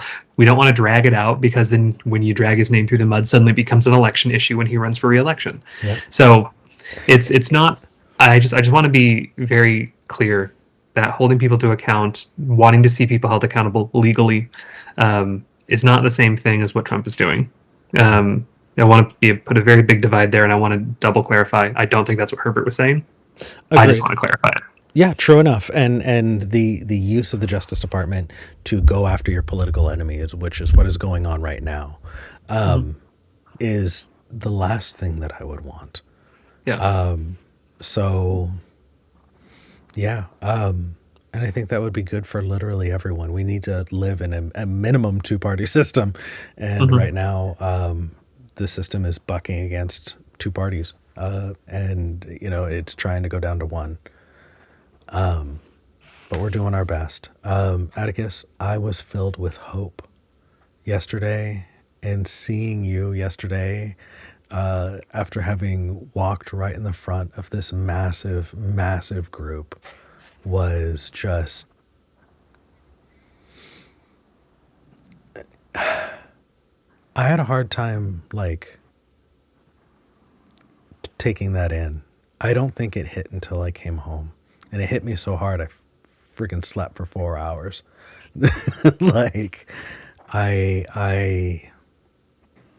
I'm grateful for every, and not just for you, obviously, for everybody who's watching. Thank you. We do this together. We're neighbors. We're going to be in it together. We're going to stand with each other. One person cannot make, one person can make a change. It's rather rare, but we have a better shot at making it through this when we all stand together and we all care about each other and we all help each other. Yeah. And we can keep our principles. Just because we're upset doesn't mean that we're arguing against our own principles. Yep. I think Herbert's making me realize that without voicing the other side of that, it sounds like that's what I'm doing. Mm-hmm. And I think I've got some work to undo that. Atticus, I feel like where we're at when we're talking about, a swift justice system, I think we have come to a point where we're conflating political power with financial power, and how, we're mixing up the idea of one political party being above the law with the idea of one class being above the law. And I think that's something we should really talk about. Would you be interested in having that conversation with me again? I would. I think that's worthwhile. I do too. I think it's time to read Super Chats. Let's do it. All right. Joshua Everett sent $5 and says a bit of change for the phone line charges. Thank you, Joshua. And Joshua Everett again sent $5 and says, my ideal America is like Olive Garden. When you're here, you're family. I think that is the only time I've heard of Olive Garden in a way that's cheers. I like that. My ideal America has unlimited breadsticks, so I second that. But please, better than Olive Garden. I love it. I do want to say that as things, progress, we don't know what's going on here in Portland. But Atticus, you, Tori, my partner V, myself, I don't ever want this show to be something that is a risk to yours and our well-being. And so with that said, I did make an announcement a few weeks ago that I was going to get a teleprompter and I would be ready with scripted content, informational, just straight up normal YouTube videos, so we can continue to have conversations, so we can continue to model what we want to see in the world. And because of the support of these viewers, that happened. I'm talking into a teleprompter and I'm going to be testing it with Drew this week. I'm really excited about it. And so I just want to say from the bottom of my heart, thank you. If you want to support the show, consider going to patreon.com/skepticgeneration. That's patreon.com/skepticgeneration. Everything goes right back into the show. And it is still just on the brink of subsidizing itself. But it is a conversation worth having. And I'm so glad to be here. Atticus, where can people find you? You can find me on TikTok at Atticus Things. You can also find me on Blue Sky at, you'd think I'd know my Blue Sky handle at this point. It is atticuslen.bluesky.social. That's ATTICUSLYNN.bluesky.social. Nice. Atticus, thank you so much for joining. I'm going to be going to the after show. Are you going to join? I'll see you there. Link in the description. everybody, have a wonderful rest of your day. I'm Eric Murphy. And I'm Atticus Lynn. This is Skeptic Generation. And I'm glad we had this talk.